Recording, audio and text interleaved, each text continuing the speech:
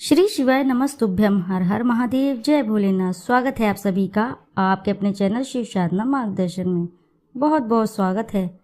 भगवान भोलेनाथ की कृपा आपके और आपके समस्त परिवार पर सर्वदा सर्वदा बनी रहे।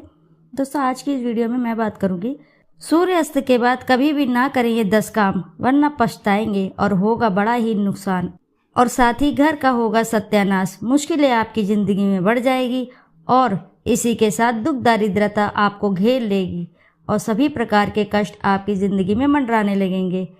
यदि आप सूर्यास्त के बाद ये 10 कार्य करते हैं तो मान के चलिए माता लक्ष्मी तो आपसे रुष्ट होंगी ही होंगी, और इसी के साथ आपके घर में सभी प्रकार की परेशानियां बढ़ जाती हैं। अनचाही दौड़ बढ़ जाएगी और अनचाहे खर्चे बढ़ जाएंगे और साथ ही कोई ना कोई सदस्य बीमार पड़ता रहता है।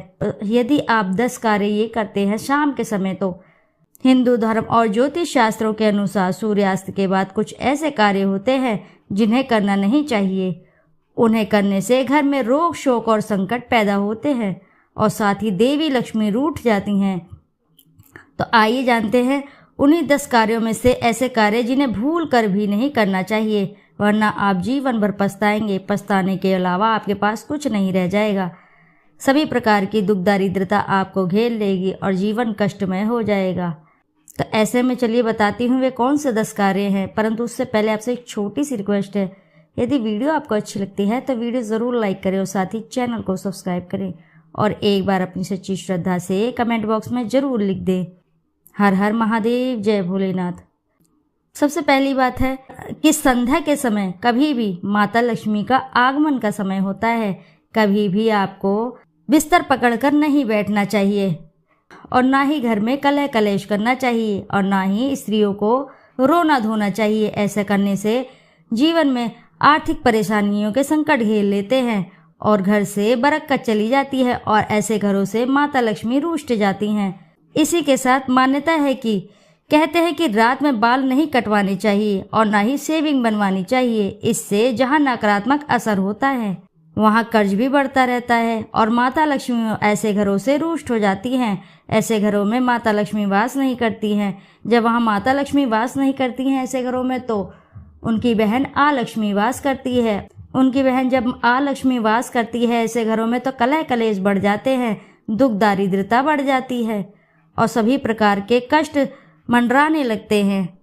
इसी के साथ है अगला कार्य, रात में कभी भी दूध नहीं पीना चाहिए क्योंकि दूध की तासीर ठंडी होती है। अगली बात है, सूर्यास्त के बाद पेड़ पौधों को छूना, उनके पत्ते तोड़ना या उन्हें पानी देना सही नहीं माना जाता है। मान्यता अनुसार वे सूर्यास्त के बाद सो जाते हैं। सूर्यास्त के बाद भूल कर भी तुलसी के पौधे को स्पर्श नहीं करना चाहिए, अन्यथा माता लक्ष्मी रुष्ट हो जाती हैं, क्योंकि तुलसी को माता लक्ष्मी का ही स्वरूप माना जाता है। आप इस बात का अवश्य ध्यान रखें कि संध्या के समय तुलसी के पौधे को बिल्कुल भी स्पर्श न करें।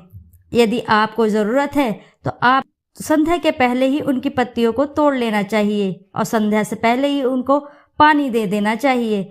आपको तुलसी के पौधे को बिल्कुल भी संध्या के बाद आपको स्पर्श नहीं करना है। इसी के साथ कई लोग 2 समय स्नान करते हैं, सूर्योदय के बाद और सूर्यास्त के बाद। यदि सूर्यास्त के बाद स्नान कर रहे हैं तो माथे पर चंदन ना लगाएं।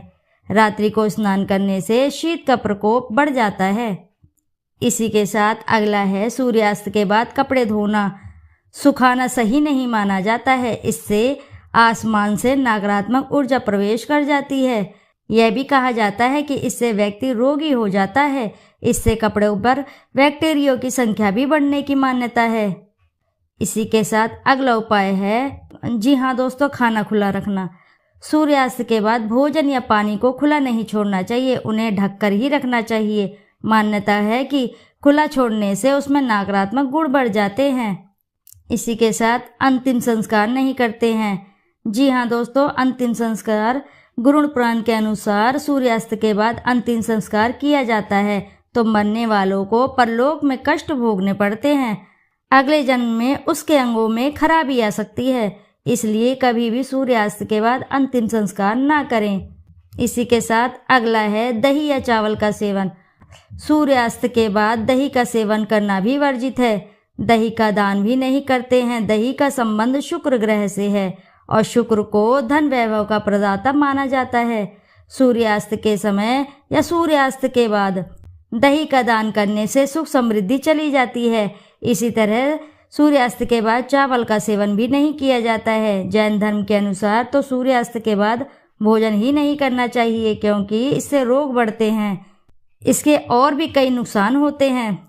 इसी के साथ अगला है, मान्यता है कि सूर्यास्त के बाद कभी भी झाड़ू पोछा नहीं लगाना चाहिए। झाड़ू पोछा साफ सफाई नहीं करनी चाहिए। सूर्यास्त के बाद झाड़ू लगाने से धन में हानि होती है, क्योंकि माता लक्ष्मी रुष्ट हो जाती है। सूर्यास्त का जो समय होता है उस समय माता लक्ष्मी आपके घर पर आती हैं। ऐसा जब करते हो आप सूर्यास्त के बाद जब झाड़ू लगाते हैं तो माता लक्ष्मी ऐसे घरों से रुष्ट हो जाती हैं और ऐसे घरों में बिल्कुल भी प्रवेश नहीं लेती हैं। फिर ऐसे घरों में दुख और संकट मंडराने लगते हैं। इस बात का आप अवश्य ही ध्यान रखें कि सूर्यास्त के बाद झाड़ू पोछा नहीं लगाना चाहिए। इसी के साथ सोना बिल्कुल ही वर्जित है। जी हाँ दोस्तों, सूर्यास्त के ठीक बाद या सूर्यास्त के समय सोना वर्जित माना गया है। शास्त्रों के मान्यता है कि सूर्यास्त के बाद सोना नहीं चाहिए। साथ ही इस समय भोग और स्त्री के संग सोना भी वर्जित है। इससे आपके स्वास्थ्य पर प्रतिकूल असर पड़ता है।